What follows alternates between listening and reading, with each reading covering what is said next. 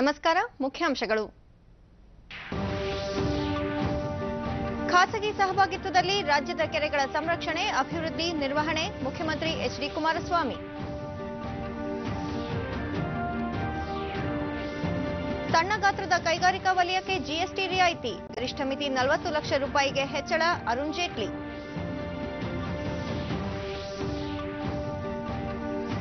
ಸಂಸತ್ತಿನ ಚಳಿಗಾಲದ ಅಧಿವೇಶನ ಫಲಪ್ರದ, ಹಲವು ಮಹತ್ವದ ಮಸೂದೆ ಅಂಗೀಕಾರ, ಸರ್ಕಾರದಿಂದ ಎಲ್ಲ ಸಂಸದರಿಗೆ ಕೃತಜ್ಞತೆ, ನರೇಂದ್ರ ಸಿಂಗ್ ತೋಮರ್.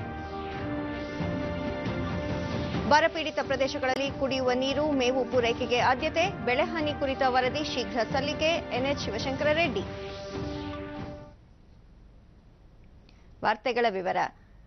ಕರ್ನಾಟಕ ಕೆರೆ ಸಂರಕ್ಷಣೆ ಮತ್ತು ಅಭಿವೃದ್ಧಿ ಪ್ರಾಧಿಕಾರದ ಆಡಳಿತ ಮಂಡಳಿ ಸಭೆ ಮುಖ್ಯಮಂತ್ರಿ ಎಚ್.ಡಿ. ಕುಮಾರಸ್ವಾಮಿ ಅಧ್ಯಕ್ಷತೆಯಲ್ಲಿ ಬೆಂಗಳೂರಿನಲ್ಲಿಂದು ನಡೆಯಿತು.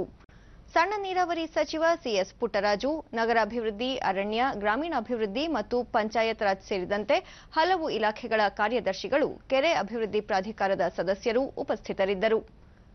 ಬಳಿಕ ಕುಮಾರಸ್ವಾಮಿ ರಾಜ್ಯದಲ್ಲಿ ಕೆರೆಗಳ ಸಂರಕ್ಷಣೆ, ಅಭಿವೃದ್ಧಿ ಹಾಗೂ ನಿರ್ವಹಣೆಯನ್ನು ಆದ್ಯತೆ ಮೇರೆಗೆ ಖಾಸಗಿ ಸಹಭಾಗಿತ್ವದಲ್ಲಿ ಕೈಗೊಳ್ಳುವಂತೆ ಅಧಿಕಾರಿಗಳಿಗೆ ಸೂಚಿಸಿದರು. ಮುಖ್ಯವಾಗಿ ಬೆಂಗಳೂರಿನ ಕೆರೆಗಳ ಸ್ಥಿತಿಗತಿ ಸುಧಾರಣೆಗೆ ಕೈಗೊಳ್ಳಬೇಕಾದ ಕ್ರಮಗಳ ಕುರಿತು ಚರ್ಚಿಸಿದ ಅವರು, ಕೆಲ ವಿಚಾರಗಳಲ್ಲಿ ನಿರ್ದಾಕ್ಷಿಣ್ಯ ಕ್ರಮ ಅಗತ್ಯವಾಗಿದೆ. ಈ ಹಿನ್ನೆಲೆಯಲ್ಲಿ ಸಮಗ್ರ ಅಧ್ಯಯನ ನಡೆಸಿ ವಿಸ್ತೃತ ಯೋಜನಾ ವರದಿ ಸಿದ್ಧಪಡಿಸುವಂತೆ ತಿಳಿಸಿದರು. ರಾಜ ಕಾಲುವೆ ಒತ್ತುವರಿ ತೆರವುಗೊಳಿಸಿ ಕೆರೆಗಳಿಗೆ ಸರಾಗವಾಗಿ ನೀರು ಹರಿದು ಬರುವ ವ್ಯವಸ್ಥೆಯಾಗಬೇಕು. ರಾಜ ಕಾಲುವೆ ಮೇಲೆ ಮನೆಗಳನ್ನು ಕಟ್ಟಿಕೊಂಡಿರುವ ಬಡವರಿಗೆ ಪುನರ್ವಸತಿ ಕಲ್ಪಿಸಲು ಪರ್ಯಾಯ ಯೋಜನೆ ರೂಪಿಸಿ ಪ್ರಸ್ತಾವನೆ ಸಲ್ಲಿಸಲು ನಗರಾಭಿವೃದ್ಧಿ ಅಧಿಕಾರಿಗಳಿಗೆ ಮುಖ್ಯಮಂತ್ರಿ ನಿರ್ದೇಶಿಸಿದರು. ಉತ್ತರ ಕರ್ನಾಟಕದ ಕೆರೆಗಳ ಹೂಳು ತೆಗೆಯಲು ಸೂಕ್ತ ಕಾರ್ಯಕ್ರಮ ರೂಪಿಸಿ ಮಳೆಗಾಲದಲ್ಲಿ ನೀರು ಸಂಗ್ರಹವಾಗಲು ಅನುವು ಮಾಡಿಕೊಡಬೇಕು. ಖಾಸಗಿ ಸಂಸ್ಥೆಗಳು ಕೆರೆಗಳ ಸಂರಕ್ಷಣೆಗೆ ಉತ್ಸಾಹ ತೋರಿದಾಗ ಅಧಿಕಾರಿಗಳು ಅವರಿಗೆ ಉತ್ತೇಜನ ನೀಡಬೇಕು ಎಂದರು. ಸರಕು ಮತ್ತು ಸೇವಾ ತೆರಿಗೆ ಜಿಎಸ್ಟಿ ಮಂಡಳಿಯ 32ನೇ ಸಭೆ ದೆಹಲಿಯಲ್ಲಿಂದು ನಡೆಯಿತು. ಸಭೆಯ ನಂತರ ಸುದ್ದಿಗೋಷ್ಠಿಯಲ್ಲಿ ಹಣಕಾಸು ಸಚಿವ ಅರುಣ್ ಜೇಟ್ಲಿ, ಸೂಕ್ಷ್ಮ, ಸಣ್ಣ ಮತ್ತು ಮಧ್ಯಮ ಕೈಗಾರಿಕೆ ಎಂಎಸ್ಎಂಇ ವಲಯದಲ್ಲಿ ಜಿಎಸ್ಟಿ ರಿಯಾಯಿತಿ ವಾರ್ಷಿಕ ಗರಿಷ್ಠ ಮಿತಿಯನ್ನು 20 ಲಕ್ಷದಿಂದ 40 ಲಕ್ಷ ರೂಪಾಯಿಗೆ ಏರಿಸಲಾಗಿದೆ ಎಂದರು. ಇದರಿಂದಾಗಿ ವಾರ್ಷಿಕ ಗರಿಷ್ಠ 40 ಲಕ್ಷ ರೂಪಾಯಿ ವಹಿವಾಟು ನಡೆಸುವ ಉದ್ಯಮದಾರರು ಜಿಎಸ್ಟಿಯಿಂದ ವಿನಾಯಿತಿ ಪಡೆಯಬಹುದಾಗಿದೆ. ಇದಲ್ಲದೆ ಜಿಎಸ್ಟಿ ಅಡಿ ಸಂಯುಕ್ತ ಯೋಜನೆ ಕಾಂಪೋಸಿಟ್ ಸ್ಕೀಮ್ ಪ್ರಯೋಜನ ಪಡೆಯಲು ವಾರ್ಷಿಕ ವಹಿವಾಟು ಗರಿಷ್ಠ ಮಿತಿಯನ್ನು 1 ಕೋಟಿಯಿಂದ 1.5 ಕೋಟಿ ರೂಪಾಯಿಗೆ ಏರಿಸಲಾಗಿದೆ. ಈ ಯೋಜನೆಯಡಿ ತೆರಿಗೆದಾರರು ಜಿಎಸ್ಟಿಯನ್ನು 3 ತಿಂಗಳಿಗೊಮ್ಮೆ ಸಲ್ಲಿಸಬಹುದಾಗಿದೆ. ವಾರ್ಷಿಕ 50 ಲಕ್ಷ ರೂಪಾಯಿ ವ್ಯವಹಾರ ಹೊಂದಿದ ಉದ್ಯಮದಾರರು ಶೇಕಡಾ 6ರ ತೆರಿಗೆ ಸಲ್ಲಿಸಿ ಕಾಂಪೋಸಿಟ್ ಯೋಜನೆ ಪ್ರಯೋಜನ ಪಡೆಯಬಹುದು ಎಂದು ತಿಳಿಸಿದರು. कि जिसके तहत कॉम्पोजिशन की लिमिट 1 से 1.5 करोड़ रुपया कर दी थी. पहला निर्णय आज काउंसिल ने लिया कि 1 अप्रैल 2019 से कॉम्पोजिशन की जो एग्जिम लिमिट है वो 1.5 करोड़ रुपीस तक होगी, 1,50,00,000. ಪ್ರಾಕೃತಿಕ ವಿಕೋಪದಿಂದಾಗಿ ನಷ್ಟ ಅನುಭವಿಸಿರುವ ಕೇರಳ ಮುಂದಿನ 2 ವರ್ಷಗಳ ಕಾಲ ಶೇಕಡಾ 1ರಷ್ಟು ಕರಭಾರ ವಿಧಿಸಲು ಅನುಮತಿ ನೀಡಲಾಗಿದೆ ಎಂದು ಸಚಿವರು ವಿವರಿಸಿದರು. ರಿಯಲ್ ಎಸ್ಟೇಟ್ ವಲಯದ ಜಿಎಸ್ಟಿ ದರ ಕುರಿತು ಸಹಮತಕ್ಕೆ ಬರಲು ಸಮಿತಿಯೊಂದನ್ನು ರಚಿಸಲಾಗಿದೆ ಎಂದು ಅವರು ಹೇಳಿದರು.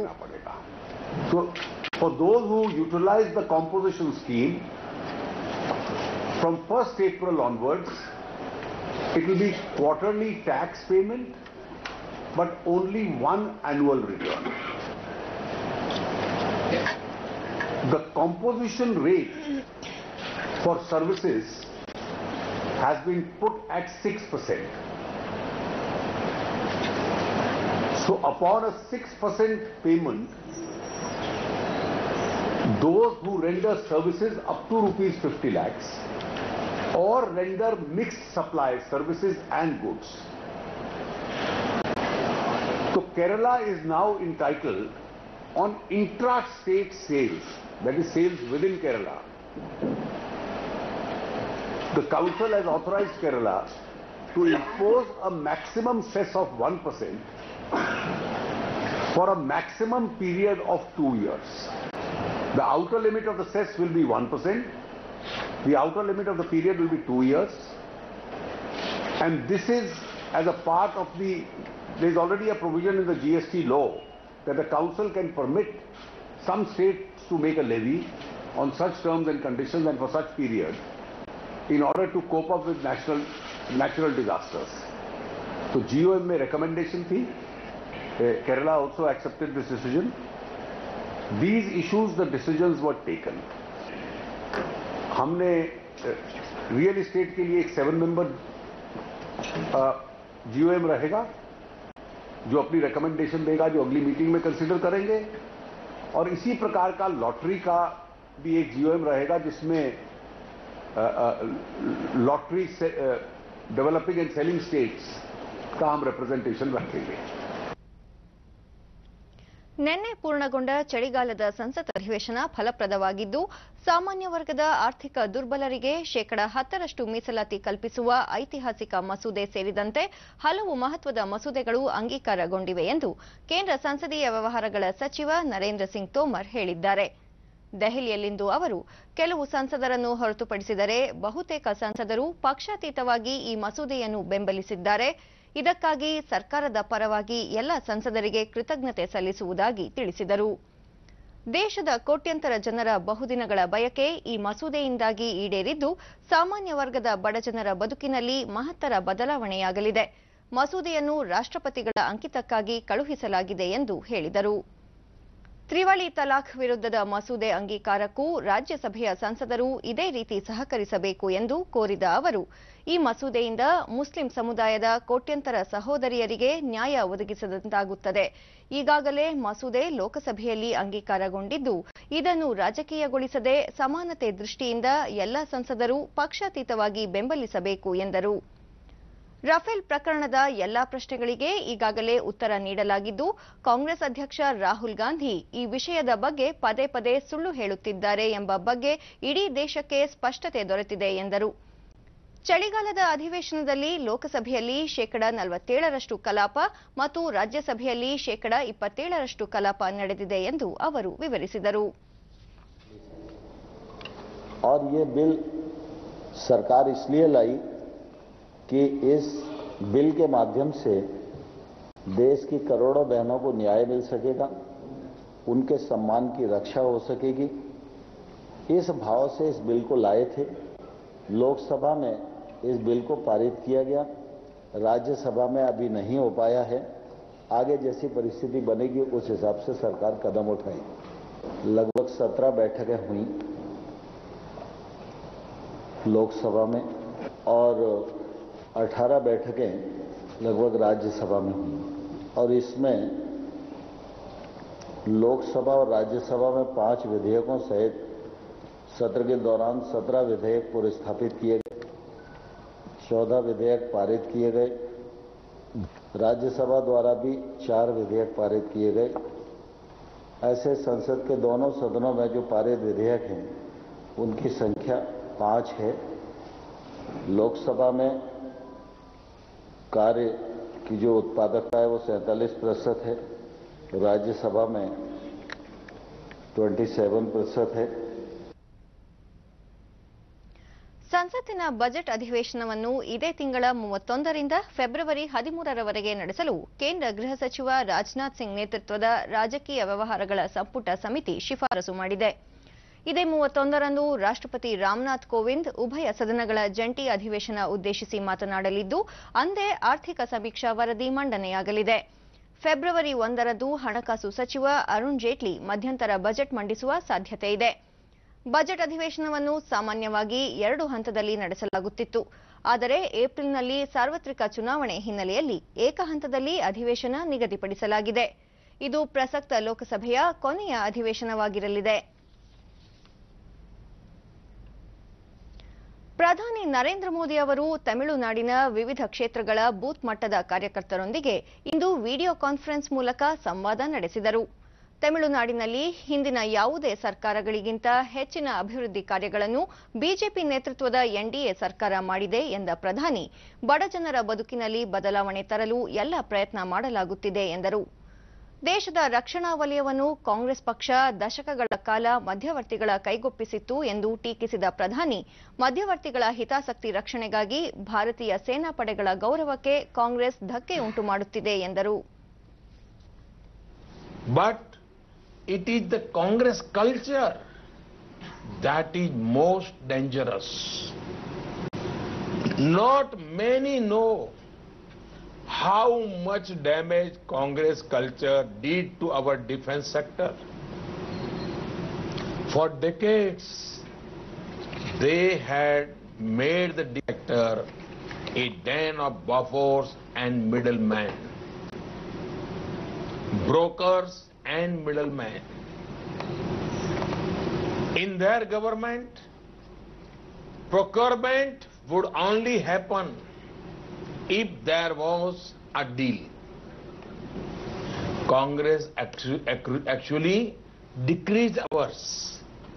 Such huge damage to the defense forces, all for the sake of a deal. Recently, a defense middleman was caught and brought back to India. But do you know who this middleman is close to? This middleman is close to the current first family of the Congress. According to media reports, whatever he has revealed raises several questions. The people of the country deserve to know, how did middleman Michel know about the time of a meeting of cabinet on security? ಅಯೋಧ್ಯೆಯ ರಾಮ ಜನ್ಮಭೂಮಿ ಬಾಬರಿ ಮಸೀದಿ ಭೂ ವಿವಾದ ಪ್ರಕರಣದ ವಿಚಾರಣೆಯನ್ನು supreme ಕೋರ್ಟ್ನ ಸಾಂವಿಧಾನಿಕ ಪೀಠ ಇದೇ ತಿಂಗಳ 29ಕ್ಕೆ ಮುಂದೂಡಿದೆ. ಸುಪ್ರೀಂ ಕೋರ್ಟ್ ಮುಖ್ಯ ನ್ಯಾಯಮೂರ್ತಿ ರಂಜನ್ ಗೊಗೊಯ್ ನೇತೃತ್ವದ 5 ಸದಸ್ಯರ ಸಾಂವಿಧಾನಿಕ ಪೀಠದಲ್ಲಿದ್ದ ಓರ್ವ ಸದಸ್ಯ ನ್ಯಾಯಮೂರ್ತಿ ಯು ಲಲಿತ್ ಸದಸ್ಯತ್ವದಿಂದ ಹೊರಬಂದಿದ್ದಾರೆ. ಈ ಹಿನ್ನೆಲೆಯಲ್ಲಿ ನೂತನ ಪೀಠ ರಚನೆಯಾಗಲಿದ್ದು, ಇದೇ 29ರಂದು ಪ್ರಕರಣದ ವಿಚಾರಣೆ ನಡೆಸಲಿದೆ. 2010ರಲ್ಲಿ ಅಲಹಾಬಾದ್ ಹೈಕೋರ್ಟ್ ಪೀಠ ನೀಡಿದ್ದ ತೀರ್ಪು ಪ್ರಶ್ನಿಸಿ ಸಲ್ಲಿಸಲಾಗಿರುವ 14 ಮೇಲ್ಮನವಿಗಳ ವಿಚಾರಣೆಯನ್ನು ಈ ವಿಶೇಷ ಪೀಠ ನಡೆಸಲಿದೆ.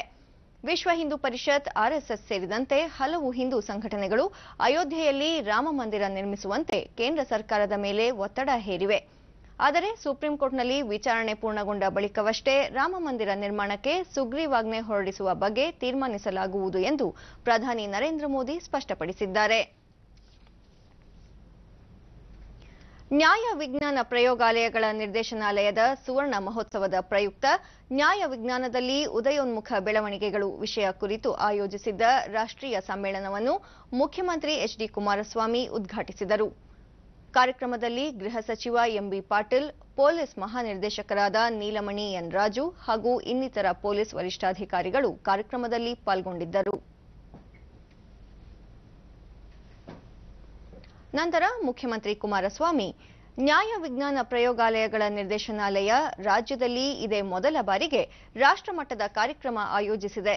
ನ್ಯಾಯ ವಿಜ್ಞಾನ ಅಪರಾಧ ಪ್ರಕರಣಗಳಲ್ಲಿ ಪ್ರಮುಖ ಪಾತ್ರ ವಹಿಸಲಿದ್ದು, ಈ ಕ್ಷೇತ್ರದಲ್ಲಿ ಸಂಶೋಧನೆ ಹಾಗೂ ಅಭಿವೃದ್ಧಿ ನಡೆಸಲು ಸರ್ಕಾರ ಆರ್ಥಿಕ ನೆರವು ನೀಡಲಿದೆ ಎಂದು ತಿಳಿಸಿದರು. ದೇಶದ ನಾನಾ ಭಾಗಗಳ ನ್ಯಾಯ ವಿಜ್ಞಾನಿಗಳು, ಸಂಶೋಧಕರು ಸಮ್ಮೇಳನದಲ್ಲಿ ಭಾಗವಹಿಸಿದ್ದು, ನ್ಯಾಯ ವಿಜ್ಞಾನದಲ್ಲಿನ ಉದಯೋನ್ಮುಖ ಬೆಳವಣಿಗೆಗಳ ಕುರಿತು ಚರ್ಚೆ ನಡೆಸಿದರು. Ever increasing. This is because it is an important link in the chain of criminal justice system. The role of forensic science has been well documented in court judgments throughout the world.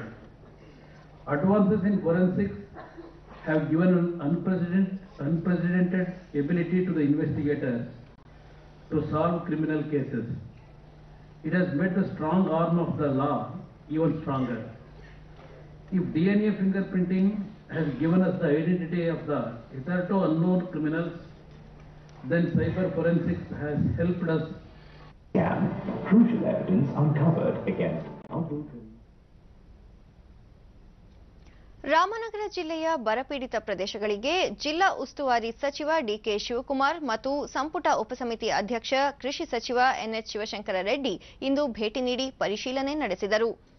ಸಚಿವರಾದ DC Thammanna, Venkataramanappa, S R Srinivas ಮತ್ತಿತರರು ಬರ ಪರಿಸ್ಥಿತಿ ವೀಕ್ಷಣೆಯಲ್ಲಿ ಭಾಗಿಯಾದರು.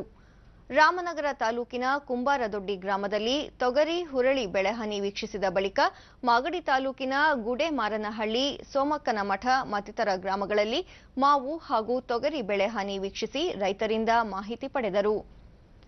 NH Shivashankara Reddy, ಈ ಬಾರಿ ಸಕಾಲಕ್ಕೆ ಮಳೆಯಾಗದೆ ತೀವ್ರ ಬರ ಪರಿಸ್ಥಿತಿ ತಲೆದೋರಿದೆ.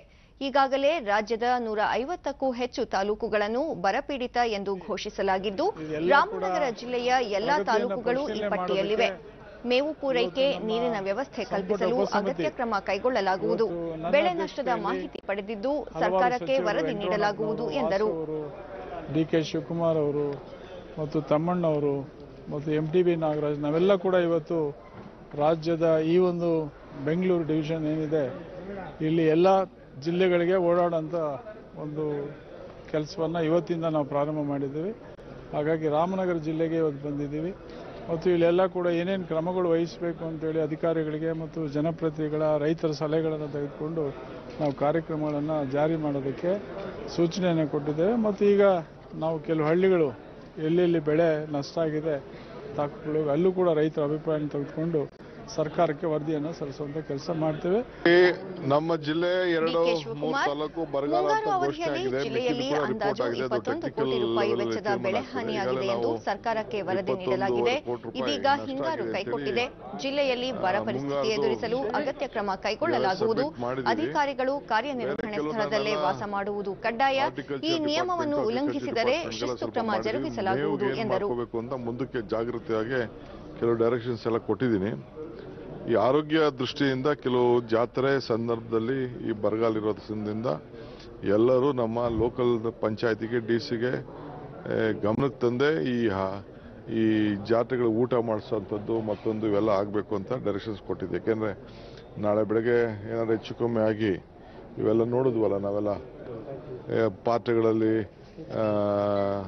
ಅದೇನೋ ಇದನ್ನು ಕಾಯಿಲೆಗೆ ಪಾಯ್ಸನ್ ಕ್ರಿಯೇಟ್ ಆಗೋದು ಮತ್ತೊಂದು ಮಾಡೋದು ಇವೆಲ್ಲ ಆಗಬಾರ್ದು ಅನ್ನೋ ದೃಷ್ಟಿಯಿಂದ ಅವ್ರಿಗೆಲ್ಲ ರೆಸ್ಪಾನ್ಸಿಬಿಲಿಟಿ ಫಿಕ್ಸ್ ಮಾಡಿದ್ದೀವಿ.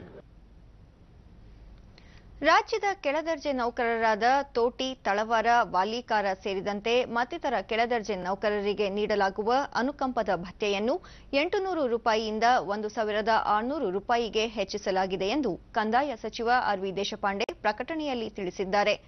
ರಾಜ್ಯದ 4 ಕಂದಾಯ ವಿಭಾಗಗಳಲ್ಲಿ ಒಟ್ಟು 2,869 ನೌಕರರಿದ್ದು ಇವರೆಲ್ಲರಿಗೂ ಈ ಹೆಚ್ಚಳದ ಲಾಭ ಸಿಗಲಿದೆ ಎಂದು ಹೇಳಿದ್ದಾರೆ. ಉಡುಪಿ ಜಿಲ್ಲೆಯ ಸಿದ್ದಾಪುರ, ಹೊಸಂಗಡಿ ಹಾಗೂ ಶಿವಮೊಗ್ಗ ಜಿಲ್ಲೆಯ ಸಾಗರ, ಹೊಸನಗರ, ತೀರ್ಥಹಳ್ಳಿ ಭಾಗದಲ್ಲಿ ಕಂಡುಬಂದಿರುವ ಮಂಗನ ಕಾಯಿಲೆ ನಿಯಂತ್ರಣಕ್ಕೆ ಕಟ್ಟೆಚ್ಚರ ವಹಿಸಲಾಗಿದ್ದು ಶಂಕಿತ ರೋಗಿಗಳನ್ನು ಹೆಚ್ಚಿನ ಚಿಕಿತ್ಸೆಗಾಗಿ ಮಣಿಪಾಲದ ಕೆಎಂಸಿ ಆಸ್ಪತ್ರೆಯಲ್ಲಿ ದಾಖಲಿಸಲಾಗಿದೆ. ಈ ಕುರಿತು ಆಸ್ಪತ್ರೆಯ ಅಧೀಕ್ಷಕ ಡಾ ಅವಿನಾಶ್ ಶೆಟ್ಟಿ, ಮಂಗನ ಕಾಯಿಲೆಯು ಮಂಗ ಮತ್ತು ಇತರ ಕಾಡು ಪ್ರಾಣಿಗಳ ಮೂಲಕ ಹರಡುವ ವೈರಸ್ ಆಗಿದ್ದು ವ್ಯಾಪಕ ಜಾಗೃತಿ ಮೂಡಿಸಬೇಕಿದೆ. ಆಸ್ಪತ್ರೆಯಲ್ಲಿ ಈಗಾಗಲೇ ಕೆಲ ರೋಗಿಗಳಲ್ಲಿ ಕಾಯಿಲೆ ಇರುವುದು ದೃಢಪಟ್ಟಿದ್ದು ಸೂಕ್ತ ಚಿಕಿತ್ಸೆ ವ್ಯವಸ್ಥೆ ಮಾಡಲಾಗಿದೆ ಎಂದರು. ಒಂದು 27 ಜನರಲ್ಲಿ ಅದು ನೆಗೆಟಿವ್ ಬಂದಿದೆ. ಈಗಾಗಲೇ 27 ಜನ ಆಸ್ಪತ್ರೆಯಿಂದ ಗುಣಮುಖರಾಗಿ ಡಿಸ್ಚಾರ್ಜ್ ಆಗಿದ್ದಾರೆ. ಸೊ ಇದಕ್ಕೆ ಬೇಕಾದಂತ ಎಲ್ಲ ವ್ಯವಸ್ಥೆಯನ್ನು ನಾವು ಮಾಡಿದ್ದೇವೆ. ಆದ್ರಿಂದ ಯಾರು ಸಾರ್ವಜನಿಕರು ಭಯಪಡುವ ಅಗತ್ಯ ಇಲ್ಲ. ಹಾಗಾಗಿ ಇಂಥ ವೈದ್ಯೆ ಡಾಕ್ಟರ್ ಕವಿತಾ ಶರವು ರೋಗ ಲಕ್ಷಣಗಳು, ಕಾಯಿಲೆಯ ಕುರಿತ ಮುಂಜಾಗ್ರತೆ ಹಾಗೂ ಚಿಕಿತ್ಸೆಯ ಕುರಿತು ವಿವರ ನೀಡಿದರು. KFD ವೈರಸ್ ಇದೆಯಾ ಅಂತ ಚೆಕ್ ಮಾಡ್ತೇವೆ.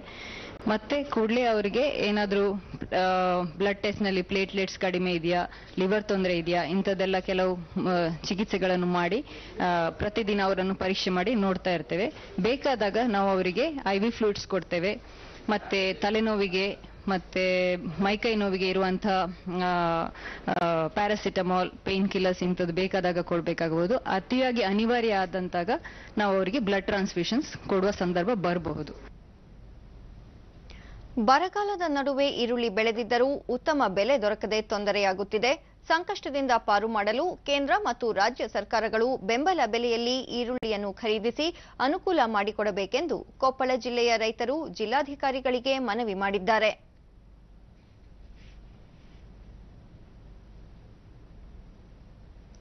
ರೈತ ಅಲಿ ಸಾಬ್, ಕಳೆದ ವರ್ಷ ಈರುಳ್ಳಿಗೆ ಪ್ರತಿ ಕ್ವಿಂಟಾಲ್ಗೆ 3 ರಿಂದ 4 ಸಾವಿರ ರೂಪಾಯಿ ದೊರೆತಿತ್ತು. ಈ ಬಾರಿ ಬರಗಾಲವಿದ್ದರೂ ಉತ್ತಮ ಇಳುವರಿಯಾಗಿದೆ. ಆದರೆ ಸೂಕ್ತ ಬೆಲೆ ದೊರಕದೆ ತೊಂದರೆಯಾಗಿದೆ ಎಂದರು.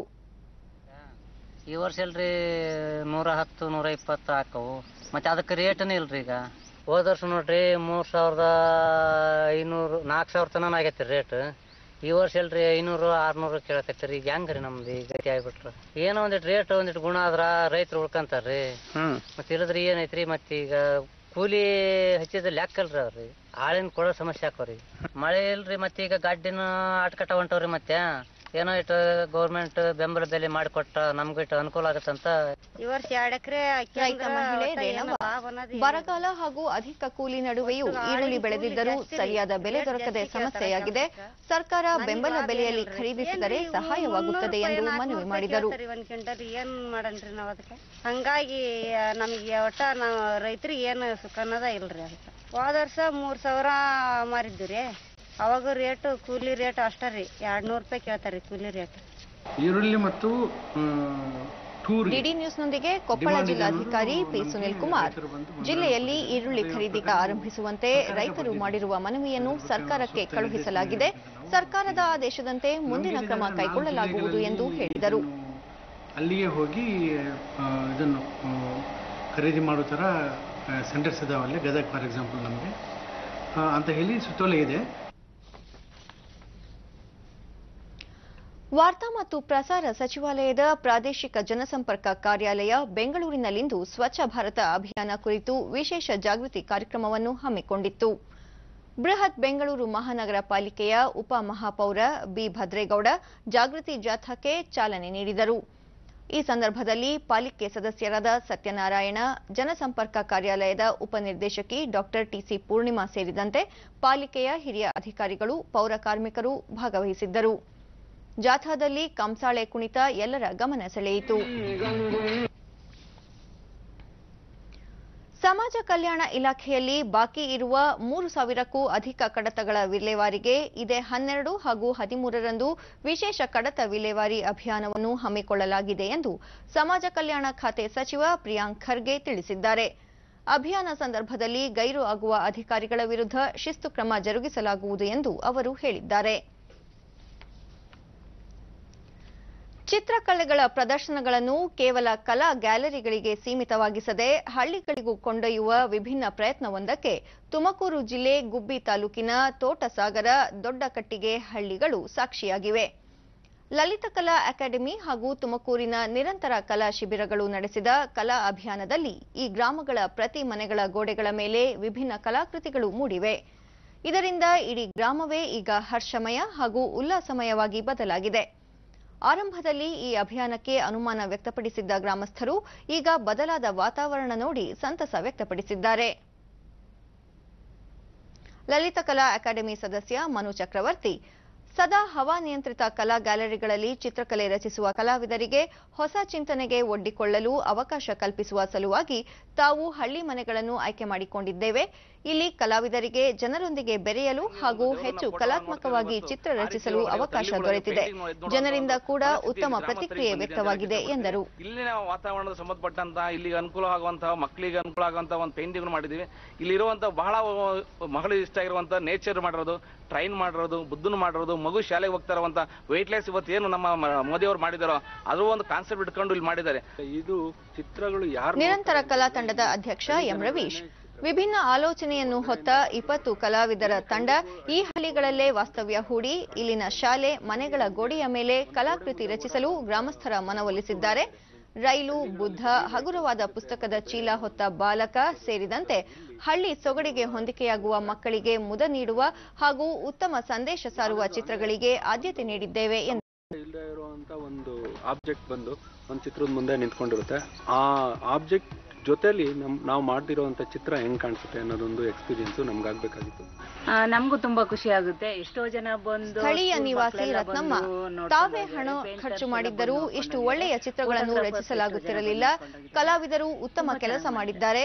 ಈಗ ತಮ್ಮ ಮನೆಗಳನ್ನು ವೀಕ್ಷಿಸಲು ದೂರ ದೂರುಗಳಿಂದ ಜನರು ಬರುತ್ತಿದ್ದಾರೆ ಎಂದರು. ಈ ತರ ಮಾಡ್ತಿರ್ಲಿಲ್ಲ, ಅವರೇ ಬಂದು ಮಾಡಿರೋದ್ರಿಂದ ತುಂಬಾ ಚೆನ್ನಾಗಿ ಮಾಡಿರ್ತಾರೆ. ಆಮೇಲೆ ತೆಂಗಿನ ಮರ, ಮನೆ ಈ ತರ. ಅಮೃತ್ ಸಿಟಿ ಯೋಜನೆಯಡಿ ದಾವಣಗೆರೆ ನಗರದ ಹೊರವಲಯದ ಕುಂದುವಾಡಿಯಲ್ಲಿ ಜನರ ಮನಸೂರೆಗೊಳ್ಳುವ ಗಾಜಿನ ಮನೆ ಉದ್ಯಾನವನವನ್ನು ನಿರ್ಮಿಸಲಾಗಿದೆ.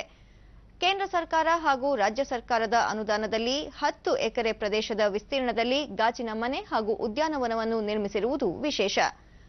ದೇಶದಲ್ಲಿ ಅತಿ ದೊಡ್ಡದಾದ ಗಾಜಿನ ಮನೆ ಇದಾಗಿದ್ದು, ಬೆಂಗಳೂರಿನ ಗಾಜಿನ ಮನೆಗಿಂತಲೂ 5 ಪಟ್ಟು ದೊಡ್ಡದಿದೆ. ಈ ಗಾಜಿನ ಮನೆ ವಿನ್ಯಾಸಕ್ಕಾಗಿ ಝಾಕ್ ರಾಷ್ಟ್ರ ಪ್ರಶಸ್ತಿಯೂ ಸಹ ಲಭಿಸಿದೆ. ವೈವಿಧ್ಯಮಯ ಅಲಂಕಾರಿಕ ಗಿಡಮರಗಳು ಜನರ ಮನಸೆಳೆಯುತ್ತಿವೆ. ಕುಬ್ಜ ಮರ ಗಿಡಗಳನ್ನು Australia, Greece, Washington, Italy, Thailand ದೇಶಗಳಿಂದ ಆಮದು ಮಾಡಿಕೊಳ್ಳಲಾಗಿದೆ. ಹಲವು ವಿಶೇಷತೆಗಳನ್ನು ಹೊಂದಿರುವ ಗಾಜಿನ ಮನೆಗೆ ದಿನದಿಂದ ದಿನಕ್ಕೆ ಭೇಟಿ ನೀಡುವವರ ಸಂಖ್ಯೆ ಹೆಚ್ಚಾಗಿದೆ. ಡಿಡಿ ನ್ಯೂಸ್ನೊಂದಿಗೆ ಪ್ರವಾಸಿಗ ಶಬರೀನ್ ತಾಜ್, ಗಾಜಿನ ಮನೆಯಲ್ಲಿ ಮಕ್ಕಳಿಗೆ ಆಟವಾಡಲು ಅವಕಾಶ ಕಲ್ಪಿಸಲಾಗಿದೆ. ಉದ್ಯಾನವನ ಕೂಡ ಹಲವು ವಿಶೇಷತೆಗಳನ್ನು ಹೊಂದಿರುವುದು ಸಂತಸ ತಂದಿದೆ ಎಂದರು. ಮೋರಿಗೆರೆ ವಿರೂಪಾಕ್ಷಪ್ಪ, ಗಾಜಿನ ಮನೆ ನೋಡಲು ಬೆಂಗಳೂರಿಗೆ ಹೋಗಬೇಕಿತ್ತು, ಆದರೆ ಇದೀಗ ದಾವಣಗೆರೆಯಲ್ಲಿಯೇ ಗಾಜಿನ ಮನೆ ನೋಡಲು ಸಾಧ್ಯವಾಗಿದೆ ಎಂದರು. ಡಾಕ್ಟರ್ ಶಶಿಕಲಾ ಕೃಷ್ಣಮೂರ್ತಿ, ಇಲ್ಲಿನ ಗಾಜಿನ ಮನೆಯು ಬಹಳಷ್ಟು ವಿಶೇಷತೆಯಿಂದ ಕೂಡಿದ್ದು ಹೆಚ್ಚು ಪ್ರವಾಸಿಗರನ್ನು ಆಕರ್ಷಿಸುತ್ತಿದೆ ಎಂದು ಹೇಳಿದರು.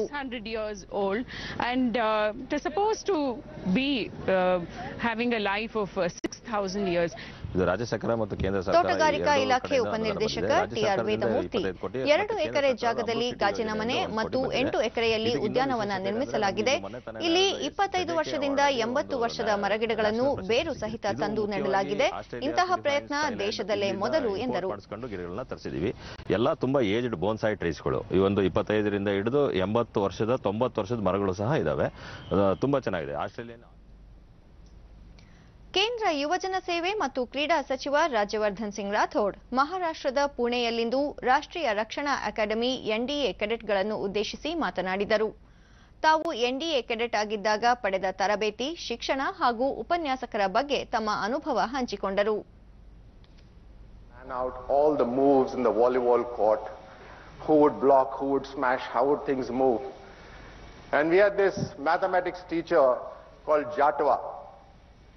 Not heard of him? So Jatwa was a maths teacher, and maths was my Waterloo. And obviously we used to try.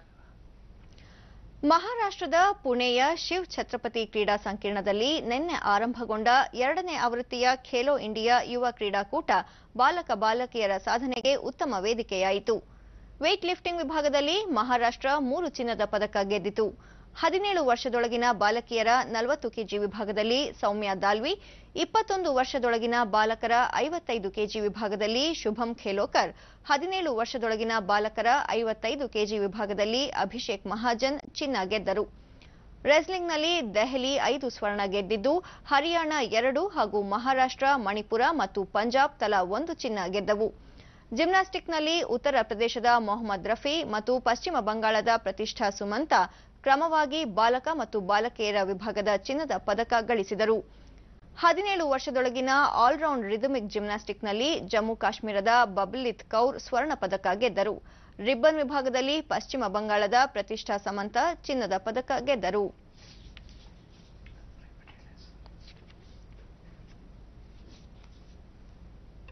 ಕೊನೆಯಲ್ಲಿ ಮತ್ತೊಮ್ಮೆ ಮುಖ್ಯಾಂಶಗಳು.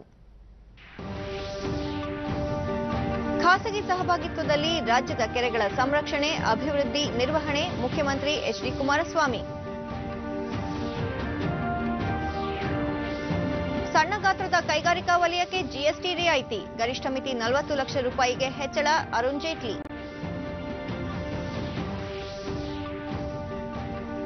ಸಂಸತ್ತಿನ ಚಳಿಗಾಲದ ಅಧಿವೇಶನ ಫಲಪ್ರದ, ಹಲವು ಮಹತ್ವದ ಮಸೂದೆ ಅಂಗೀಕಾರ, ಸರ್ಕಾರದಿಂದ ಎಲ್ಲ ಸಂಸದರಿಗೆ ಕೃತಜ್ಞತೆ, ನರೇಂದ್ರ ಸಿಂಗ್ ತೋಮರ್. ಹಾಗೂ ಬರಪೀಡಿತ ಪ್ರದೇಶಗಳಲ್ಲಿ ಕುಡಿಯುವ ನೀರು, ಮೇವು ಪೂರೈಕೆಗೆ ಆದ್ಯತೆ, ಬೆಳೆ ಹಾನಿ ಕುರಿತ ವರದಿ ಶೀಘ್ರ ಸಲ್ಲಿಕೆ, ಎನ್ಎಚ್ ಶಿವಶಂಕರ ರೆಡ್ಡಿ. ನಮ್ಮ ಮುಂದಿನ ವಾರ್ತಾ ಪ್ರಸಾರ ರಾತ್ರಿ 9 ಗಂಟೆಗೆ ಚಂದನದಲ್ಲಿ. ನಮಸ್ಕಾರ.